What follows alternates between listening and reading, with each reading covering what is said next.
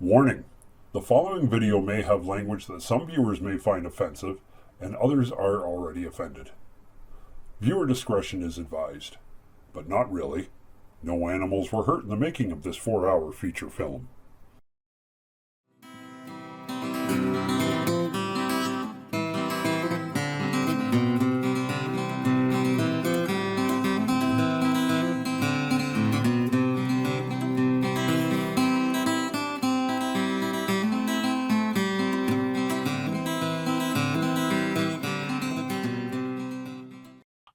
Good morning, St. Thomas, and you've tuned into the Full Monty, and today we got a very special guest joining us over the phone. The man who's been juggling housing plans, road crews, library renovations, transit upgrades, and yes, even a giga-sized battery plant. Now, it's been a year since he's last dropped by the studio, and we figured it's time to check in and see how he's surviving the whirlwind of progress. Well, we're going to talk about everything from the latest road construction detours, because who doesn't love a good maze, to what's charging up at the new battery plant, and even what's happening at the library. And let me give you a little spoiler alert. It's more than just books. Plus, we'll touch on transit and how our local police and keeping things safe and sound. So grab your coffee, dodge a few pylons, and let's stay tuned, because the mayor is on the line, and we got a lot to cover. So, Your Worship, thank you for letting me talk to you on the phone. I am ready, and thank you. Tony, you're right. It's been a lot of things have happened, and more things new start, every day in this community. So it's great to be on here to be able to share some of that information with, I know, the people who know everything, your listeners. Yeah, our listeners are pretty knowledgeable, aren't they? So I know we've been getting a lot of our feedback and updates and everything through the mayor show that you're doing with Grain Lang. And right. Yes. that's been a fantastic thing. And I got to tell you, Graydon's been awesome with that's not an easy job doing that weekly or whenever you guys can get around to doing it, but that's a lot of work. It's setting up, and I know Graydon's got to do that. Plus your time after council or whichever, you're hooking up with him. So it's a good service that you've been doing now for quite a few years. Well, it's gone on to 7 years now. We just started it shortly after becoming mayor. Of course, through COVID, we turned it into a daily event, and then have now gone back to a weekly event. Graydon does an excellent job, and of course, as you know, he's pretty busy doing recording and filming and artistic work for other companies too. And so, like last night after council, he ran in a little bit late. I was worried I might miss the start of the Blue Jays game. Oh, yes.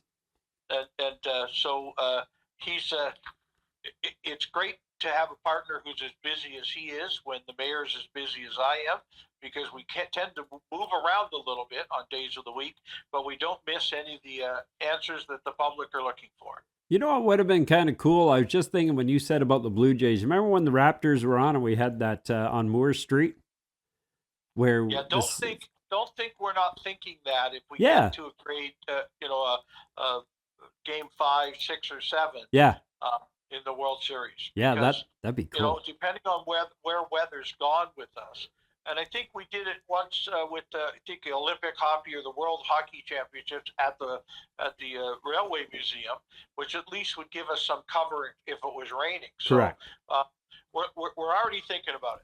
Oh, that's cool. That's cool. So listen, I'm not going to keep you long because I know you're a busy guy. So I wanted to touch on, let's do a little update since you've been on. So let's go into some housing and development. So I'm going to refer to some supportive housing projects like what happened at 21 Kane Street. So we got the Tiny Hope project that's been making headlines. So, Your Worship, can you tell us on how the initiative is shaping the future of the housing in St. Thomas, and what other developments are in the pipeline?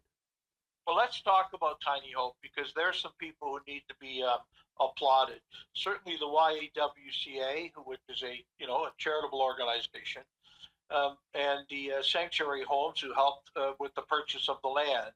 But certainly after that, the Doug Terry Corporation, which isn't a not-for-profit, they actually try to make money in building homes in our community.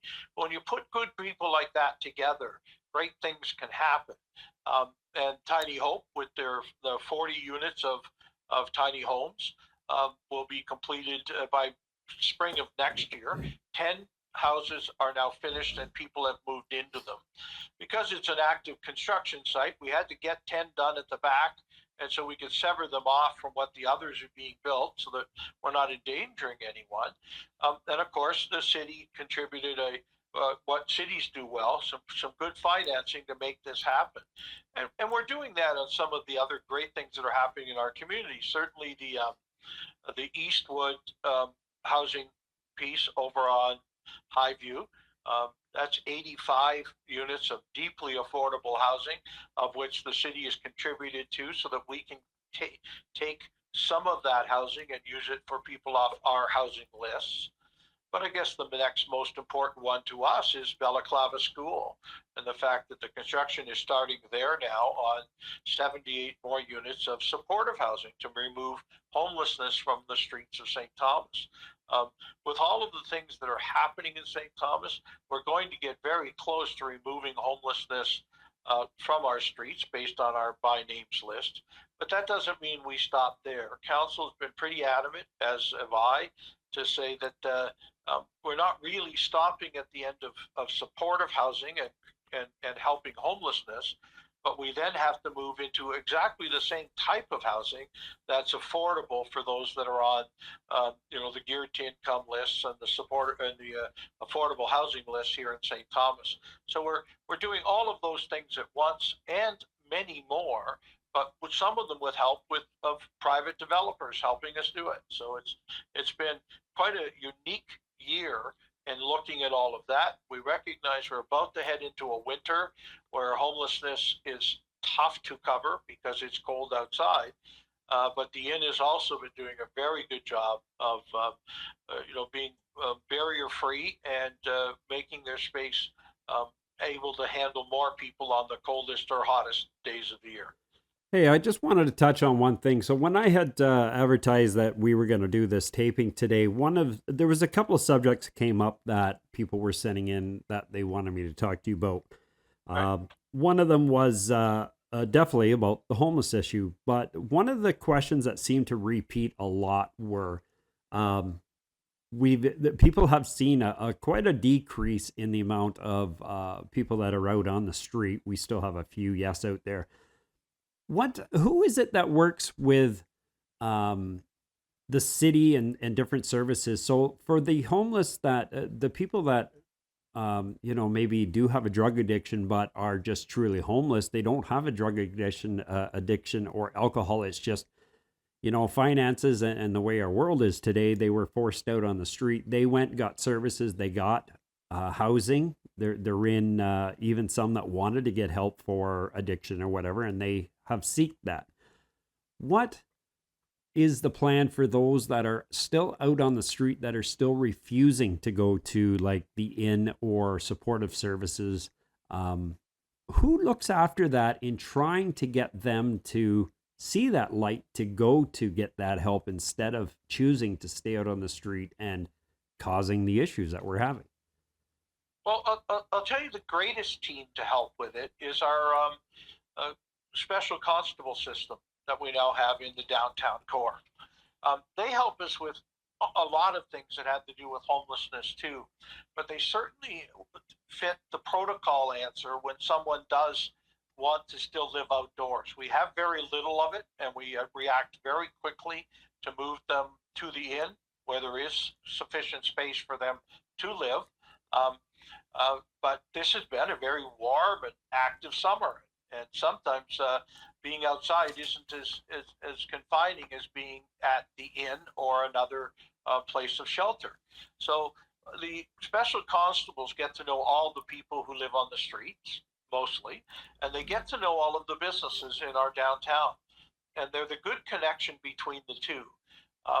There still is a great deal of activity between the CMHA, the Canadian Mental Health Association, and Addictions Ontario, because they set themselves up at the inn more than one day a week to help do the wraparound services for those that have a mental health crisis or an addiction crisis.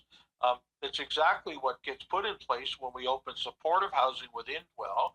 There's a mental health or addictions on site 24 hours a day, 7 days a week, to help those that want help that day to get it and for it to work. So you're absolutely right. I'm glad you said you're seeing a little bit less of present homelessness on our streets. Um, we hope that, obviously, I said it in another article or interview I did this week. You know what the cure to homelessness is? Housing. And we just continue as a community and have a council that is moving hard to create the housing needed so that people are housed and off the street. I mean, you and I think shared statistics last time we're on about what happens when someone moves into one of Indwell's buildings, and an 80% drop of interaction with police, an 80% drop of their use of emergency room services at our hospital.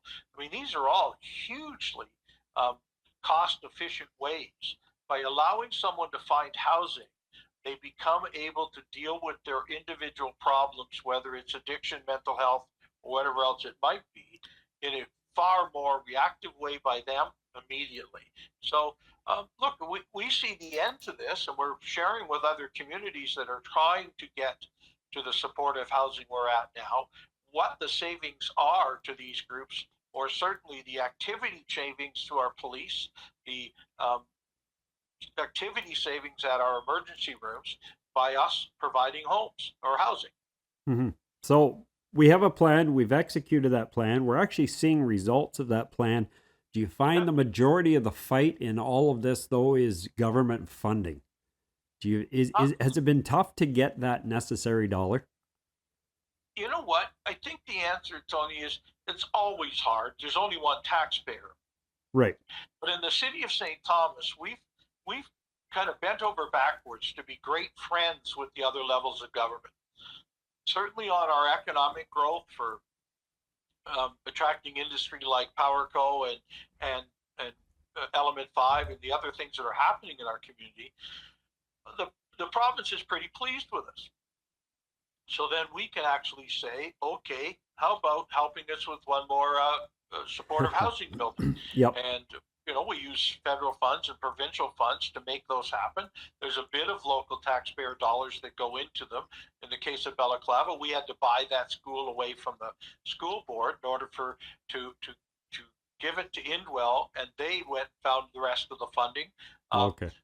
From the federal government and themselves. So sometimes it's, if you're doing good things happen to you, and people notice you're able to accomplish the things you're saying, and therefore it's not near as hard to get the funding from the province or the federal government. Awesome. So with new subdivisions like Orchard Park Meadows and we got Harvest Run expanding. So yes. On the city side, how is the city balancing growth with the infrastructure and community services? Well, look, we recognize from an infrastructure point of view early in this process, we're going to build a large industrial park. We're going to build a couple large subdivisions, and you missed the Sandymount one that's going on up in the northwest. We had to make sure we had water and wastewater and electricity for the growth of all of those. But that was part of that whole smart growth strategic plan that this council looked at some 6 years ago to get started to be ready to do that. But then the city services. I mean, I think of city services as being like police and fire. And as we grow, there is no doubt that we end up having to increase the size of our police services or increase the equipment level at our fire department and the manpower levels there too. Mm-hmm. We expected that to be a case as we grew. We're now sitting at, I would think when the next census is done, it'll say that St. Thomas is about 50,000 people, but heading, in the next 2 decades to over 70,000. Well, what does a town of 70,000 need from a police service?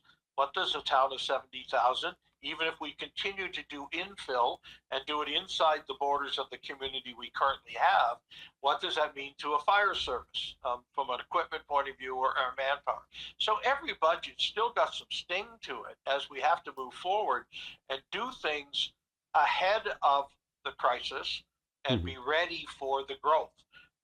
So you're right. Just sat here before we went on talking today with the city manager, talking about 2026's budget, what will be affordable, what will be needed, what else can we offer, while we still wait for large businesses like PowerCo and our existing businesses to come in with, some increased taxes that help us pay those bills. So yeah, Okay. there's nothing keeping me awake at night about those things yet. Hmm. Homelessness still continues to have that effect on me a little bit because, as you know, my wife Stephanie has a mental illness too, and so I see what we're trying to accomplish with her in a lot of the people that are at the inn or are homeless in our community, and what skills and support can we get for them, and making Yep. sure that we're doing the right thing. Awesome. Well, you touched on the fire department, and that just made me think of something really quick. I didn't even have this marked down, but the out on, I think it's Queen Street, so on the west end where we have that the Endwell building and Yeah. the fire department, the other station that is there. Any timeline on when an actual truck will be stationed over there? Well, fire departments are judged by how many men can you get on a scene anywhere in your community within a 5 minute, 8 minute, 10 minute period of time. Okay. And so as we build to the northwest up to Sounding Mount Hale or that way towards Lyndhurst and beyond, then we will then have to say, how long is it taking the truck to come from the main hall at Wellington and First?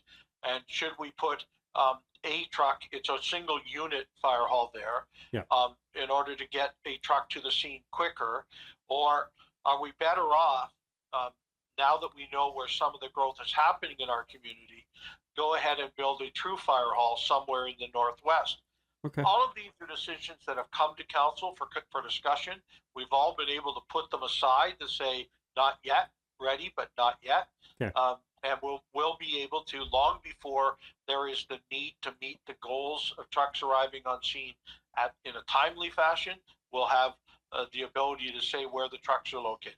Okay. So you may not be able to answer this for me or not, but up in the northwest then, so where we have that Lyndhurst area, is there any plans in the future that becomes St. Thomas, where Yarmouth Center isn't fire department there? It's going to be us? Well, yes, and as you know, there's a beautiful new fire hall just opened up in Talbotville. Yeah.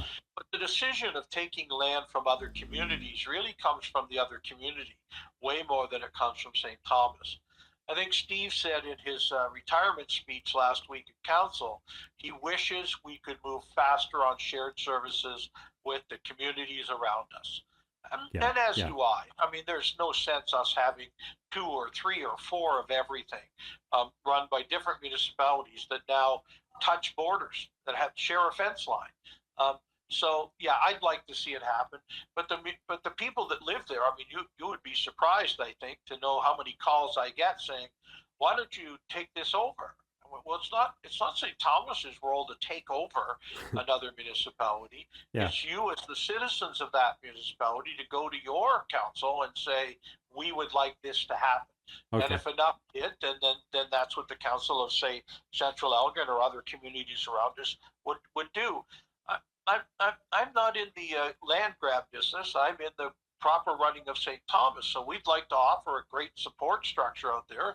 People can see what St. Thomas is getting done and say, well, that would be a city I'd like to live in, and maybe move towards those things. Awesome. I've learned I can't be the start of it. I can help finish it, but I can't be the start of it. Understood. So let's move on to a little bit of road construction and infrastructure here. Yeah. So right now, as you're going around the city, we see lots of orange pylons all over the place. We have the Fairview Avenue project underway with the bridge. We have the Center Street that just got all revamped down there on the west end. I just noticed today now crossing over the bypass up on First Ave, heading towards coming downtown from the north end. Just a ton of pylons up there. So what's happening up in that area now? It looked like the on-ramp to the bypass was closed. Are they going to start? Are we widening it now? Now, this is not a city project, although we're very cooperative with MTO, the Minister of Transportation for Ontario. The bypass will be, the Highway 3 will become 4 lanes. And so there's lots of space there to do so, but there's lots of work. But that would mean in the place you just mentioned, right now, the exit off First Ave down onto the bypass would be hitting the wrong lanes of traffic.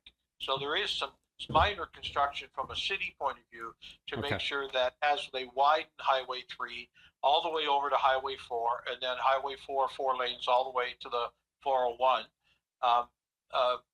we have to cooperate with what MTO is trying to do in our community. Okay. As you've noticed over the last couple of years, the work we've done over by Yarmouth Yards, our industrial park, included a fair bit of Highway 3 connection to a roundabout and Highway 3 connection going even east of there into the property at Yarmouth Yards. And many of the street construction or reconstruction along Highbury with the work that's been done to be able to handle the type of traffic that we'll see in that area because of the number of people going to work there. So lots of that happening, but you're right. One thing we tried to do as a city, Tony, is talk a lot about we can't close 2 roads going in the same direction at the same time. Otherwise, it'll be a lot harder to do detours. If you've driven across another city north of us, a very large one, it's really a cluster of construction all crisscrossing. And we've tried to, like, for example, you mentioned the Fairview and Burwell connection. We knew that was going to be a long project to get done. And we had to do some work on First Ave earlier this year. And I just kind of put my foot down and said, finish First Ave. The minute it's reopened, we can go ahead and close Fairview. But I will not have the 2 arterials going north-south in our community closed at the same time. And it just has worked. It's not made, look, nothing's great. I get a lot of phone calls about, what, can we just have a year without construction? Well, absolutely not, probably. No. But I think we can. We are looking seriously at 2006 with many of the major projects done, being a little less construction in our community. Oh, okay. So I was going to ask, South Edgeware then, coming from Highbury, we know we have the new, oh my goodness, the name just went away. Yes, up at Dalewood area up there. So was 2026 in the plan for South Edgeware to get the new, like the pipes and infrastructure? Yes, and we may not be able to avoid having to do it. Okay. We've got a couple years of construction on that wastewater facility, and so we're going to play it as tight as we can on having the pipes underground. But if you've driven South Edgeware, it needs a surface rebuild a number of years ago. Yeah. It's also now well inside the city, and it needs curbing and sidewalks and bike lanes and some other things too. Sure. So I expect we're going to talk a lot about South Edgeware in this year's budget. I can't promise it will be one we will do, but there's a couple of other places where we've got to, and I think I talked to you last time about the road piece.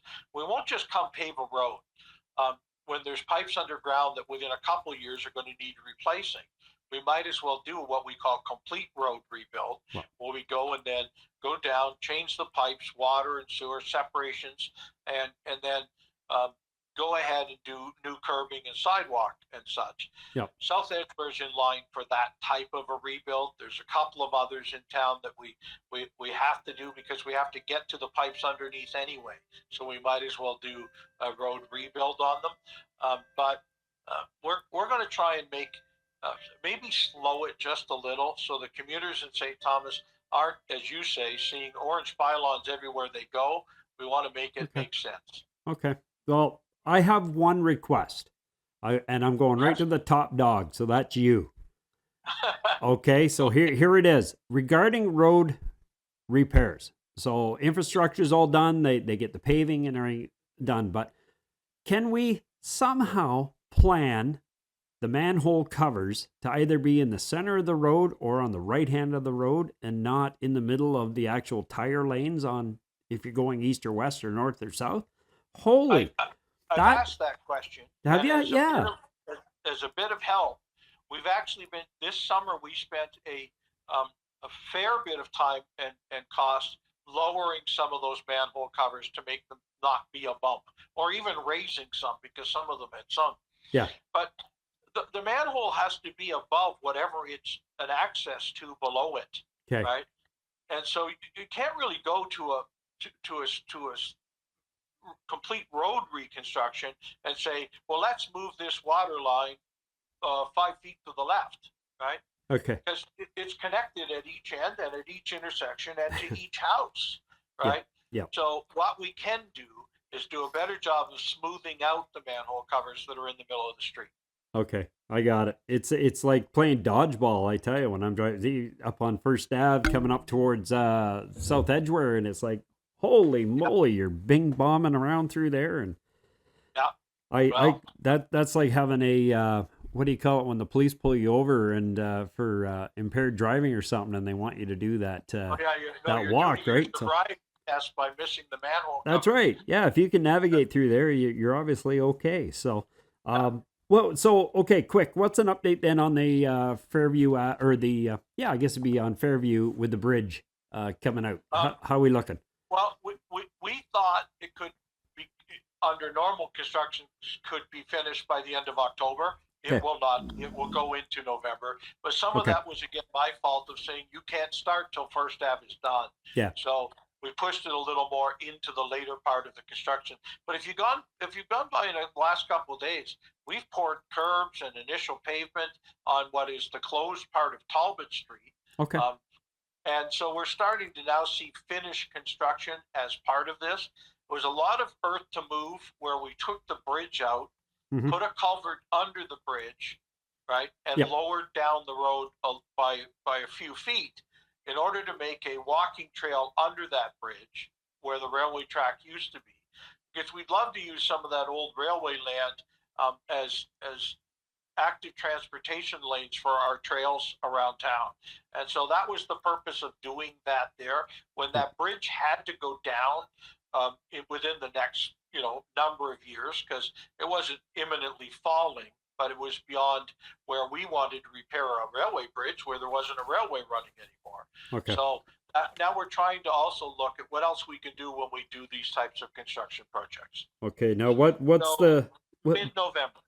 In November. Okay, gotcha. What's the fight been like here now with the railway CN First Ave, those tracks? Now, when I last talked to our federal MP Andrew Lawton, and he was telling me all about how he's been sitting in there and with you and dealing with CN, and they did that cold patch, but it's already deteriorating pretty quick. It was said that when they did it, that this was not going to last. We said it to them. The city said it to them. Yep. We said, look, it took us 4 months to get you to this site to get the repair done. We don't believe what you're doing will last as long as you think it will, but I guess we'll have to live and learn. Yeah. We have another meeting with CN this week. Okay. Andrew has been a big help, Andrew Lawton, because he is our federal member, and he's been involved heavily with CN. I think you and I have discussed this before, Tony. CN acts like a country, not a company. Yeah, they do. They just believe they have full authority over any piece of land their tracks run on, and we're telling them not in my community. Yeah. And so we're meeting again with them, I think Thursday or Friday of this week. I'm trying to look up my calendar real quick on the next steps, because it isn't only First Ave. We're going to have to go back and redo that. But the Barwick Street Bridge repairs or replacement or removal. Right. And we're also still talking about the connection of the old LMPS line to their main CN line heading to London. Those are our 3 projects that we're spending a lot of time talking with them about. Okay. But I will remind you that some 20 years ago, I started these conversations with CN as the Member of Parliament. Some 25 years ago, I guess. Wow. Right? And so it's funny because with CN, I showed them some pictures of me and the government relations guy meeting at least 15 years ago, and showed it to his boss. And I said, this is what's been happening. I'm now the mayor. He's now still a higher level of government relations guy. But do you think we could ever finish this project in our lifetimes? And she kind of laughed sheepishly and didn't give me an answer. So Yeah. we'll continue to throw everything we have at CN and how it's working. Okay. Library renovations, Joe. What's happening down there? Well, I think we did this just for kids, because I mean we get a lot of young people into that library, and it's a great place for them to go to learn about places around the world and books and the like. But I walked over there one day, and there was like a group of kids with their faces pressed against the glass watching a front end loader do some work. Okay. Which I guess is just as good as going to the library if you can watch construction equipment. Look, the library was first built with that kind of outdoor area and access to the downstairs to where the Carnegie room is and to the library on the lower level floor. And it got very tired looking. We put Westlake Evans Park in beside the library to the other side and made it a pretty good outdoor reading area if you wanted to take a book Yep. from the library and go sit out there. But we're trying to do the same thing with the outdoor area down on the lower level behind City Hall. And so just some, I won't say major work, but whenever you bring in heavy construction equipment, I guess it is major work. Right? It will be very beautiful when we're done for sitting outside at the library. Awesome. Now, transit connectivity with the launch of the Middlesex County Connect expanded local transport services. Yeah. So, for St. Thomas, improving mobility for residents, especially those commuting to London. What's an update on there? Well, we still have the services we first signed up for. It is part of Middlesex Connects, Okay. and St. Thomas is working with them on that. Had a meeting in Mayor Morgan's office in London last week with the people from Middlesex and the people from Elgin and even the people from Woodstock about what else can we do from a regional transit point of view. I would like a more simplified version of St. Thomas to White Oaks, St. Thomas to White Oaks and back. Just keep doing it. And put a couple more runs in each day. Because once you get to South London, you can get on London Transit and end up anywhere Absolutely. in a short period of time, except for the construction in London. But with Middlesex Connects involved, we also have we go to London, then we go to Dorchester, then we come back through the industrial park and come back to St. Thomas. Okay. So it's adding some. We are that Middlesex Connects route to St. Thomas is their busiest one. We've attracted a pretty good ridership on that. Good. But I think we could attract more if we had more. You know, the old build it, they will come scenario. Yeah. The more we can do, but somebody's got to pay for this, right? True. I mean, I guess I'll ask the question, rhetorically. Should London be paying to get people to White Oaks Mall? Should St. Thomas be paying to get people to White Oaks Mall? What municipality would you have pay the bill when mostly it's people getting to work, getting to school, getting to medical appointments in London? And so we wanted to work at it regionally to know what we could all afford. While we're talking to the County of Elgin about what about Elmer? What about Port Stanley? What type of regional transportation should we have to those places too? And so we kind of rather solve it all at once. And as you know, we just had a major transportation master plan come to us at the city just a week ago, and we've spent some good time already looking at what we need to do over the next 30 years. But I want to caution the people of St. Thomas. It's a major plan that suggests a lot of improvements, but it's not suggesting all these improvements in the next 2 years. It just isn't. We've got to, over time, get to that level of transportation and the level of improved transit in the city of St. Thomas. So the next steps you'll see us working on transit in St. Thomas is better access to the industrial parks, including access to PowerCo and the industries in Yarmouth Yards, and even more likely a larger take up of the on-call system that we use for our busing. Okay. It is, if you're just running a bus on a set route all the day long, every hour or every half hour, right? It doesn't reach a lot of people. But if we can put a route along Talbot, like we have, the Talbot run goes over to the Elgin Center and then back down Talbot each way every 15 minutes. So we're looking for what other routes can we put in place that will be generally full buses or lots of people on those buses, and then complement the rest of it using the app, the on-demand app that you can get on your phone. You can say, I'm at this stop at the corner here, and I want to go to the hospital. And then the bus comes and gets you and takes you either to the hospital or to the crossover of a route that will get you to the hospital. And that allows us to have busing all day long up until like 10 o'clock at night, because we have our app system. Even if after the route systems have stopped, you can still use your app for some on-demand in the evening and late evening. Okay, now here's a question that this has come up before in the past. I'm sure you've been asked this too, but does the city in the future, are you seeing the city taking back our transit where it becomes us again and not contracted out? I don't see that. I don't see a reason for it. The service we purchase is being delivered by Voyago. It's exactly what we asked for. But the cost of it is still what's prohibiting us from really expanding it rapidly. So I've shared, we're a growing community. We've got to expand our transit system. But I mean, I'll do it in rough numbers for you, Tony. It costs about $2 million to run our transit system. Okay. And about 450,000 of that comes from fares. Yeah, that's not very much, is it?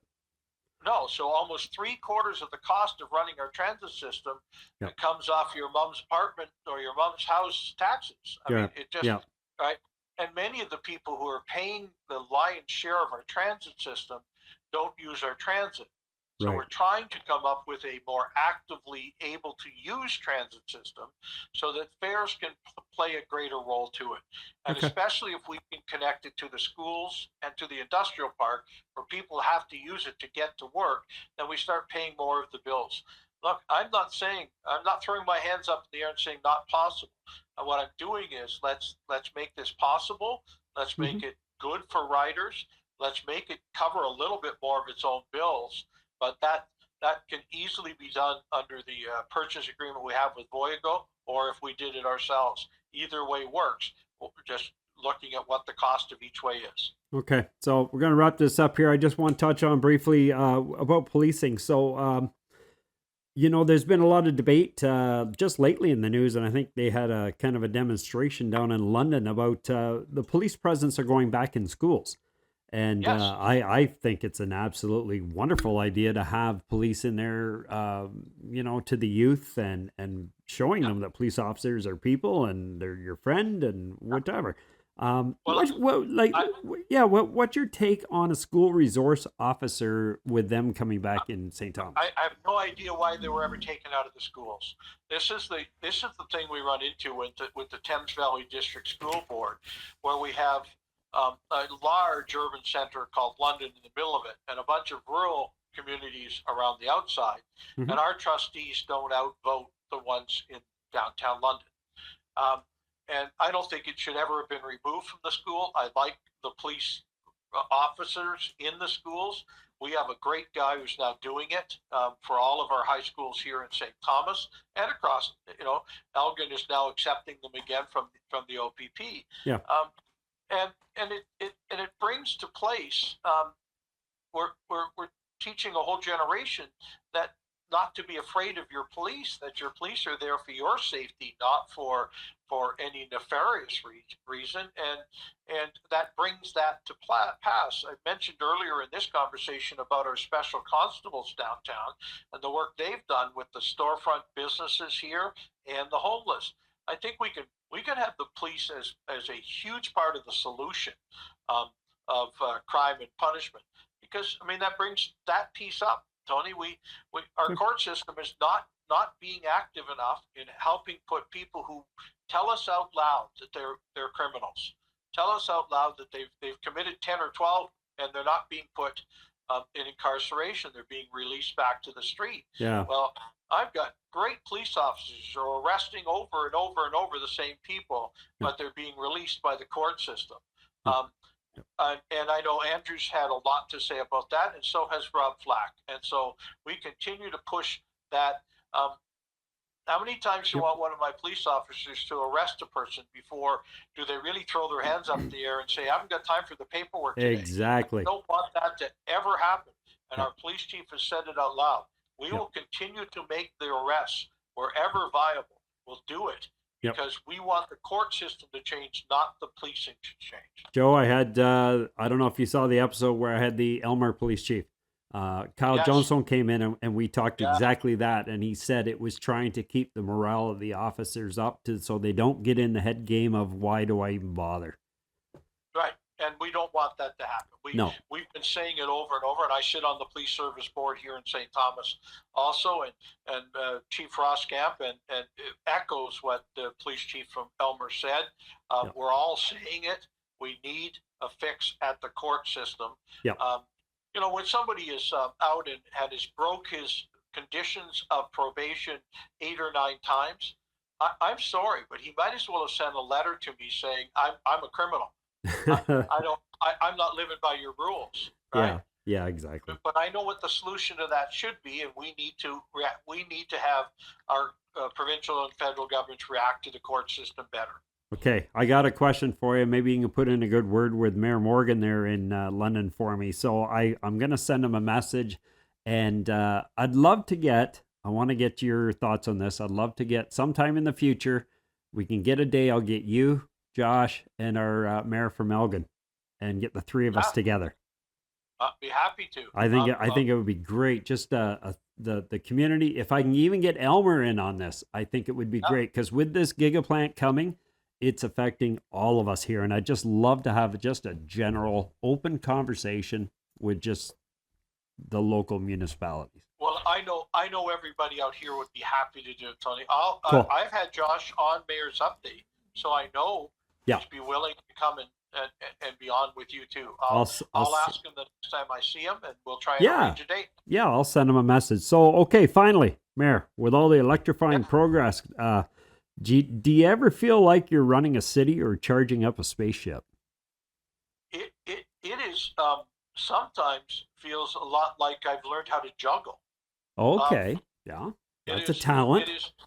Look, I made the joke today to my own chief administrative officer. If I stop to count it, I've probably got 1,495 things on the go.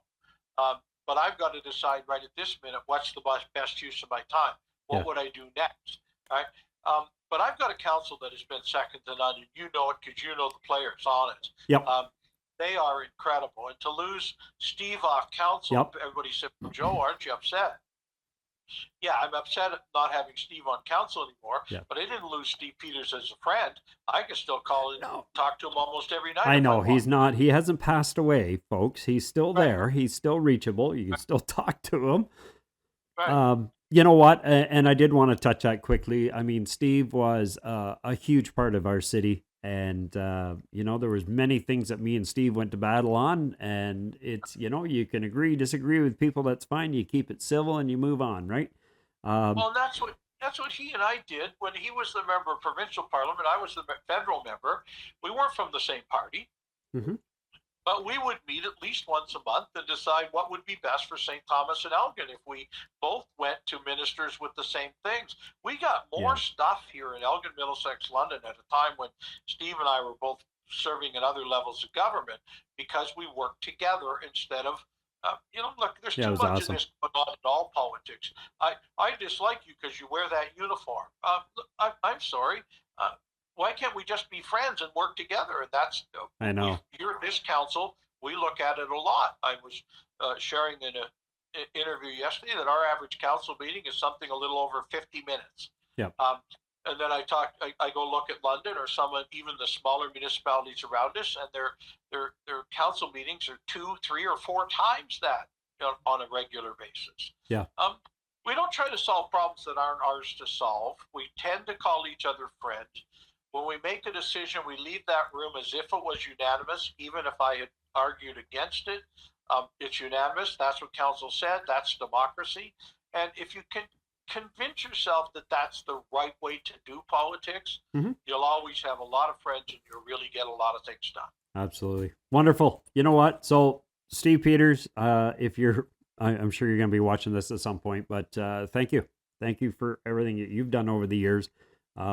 You've touched a lot of people and done a lot of good for this city. And and he won't stop touching. No. You know, he understands where we came from, and that is 3/4 of getting good politics done, is understanding what's already been tried in the past and why it worked or didn't work. And so Steve and I have always been pretty good friends at being able to, of course, say what we think. I mean, and sometimes it wasn't what each other thought. But we found somewhere in the ground between those 2 points to get something that would reward St. Thomas from other levels of government. And boy, isn't that a win still? I mean, we think that's what politics is about, is getting wins. Absolutely. Right? Yeah, I know. Well, you know what? It's just, I'm going to get Steve on the show here one day coming up, because not so much about his political career and everything. I mean, I love Steve also as our local historian. And we have so many stories of this city and area to tell. It is incredible. When I first became the member of parliament, he was already the member of provincial parliament. We started to go to events together. I quickly learned, because I'm a bit of a historian myself. I really love old stuff. Mm-hmm. We used to pack the kids in the car and they'd go, "Oh no, Dad, not another old place." But I learned in Elgin, boy, you know, you leave the history to Steve, because he knew who lived there. He knew what their dog's name was. He knew what the dog's birthday was. Awesome. He just knew the detail of the history in our area. And so I said, "Okay, Steve, I'll handle communities working together, and you do history again." And we just had a great time at events, because we didn't try to do each other's work. He was way better at the history side than I could be. That is so cool. Yeah. Well, just stay tuned, because I'm actually I've been in talks with Steve. Eventually, we're going to go over to like West Ave Cemetery. We're going to walk around. We're going to look at some names on stones and talk about what those people were to the city of St. Thomas back in their day. And we're just going to... Oh, great. I've had the pleasure of doing that with Steve, and the old cemetery at the old church too. Yes. And he can tell you, this is so-and-so, this is one of the children of Rappeljay, this is, right? He just knows it. He just knows it so well, right? Hey. So I gave up trying and started going about what, communities do. It just was that much fun to listen to Steve talk. Yep, exactly. All right, Mayor, thank you. I know you're busy. I'll let you get out of here. So I appreciate it. Let's hook something up with our surrounding mayors. And maybe sometime over the winter or in the spring, we can get something going. So take care, Joe. Thanks again. Right. Appreciate the update, and we'll talk soon. Right. Thanks. Bye. All right. Bye-bye now.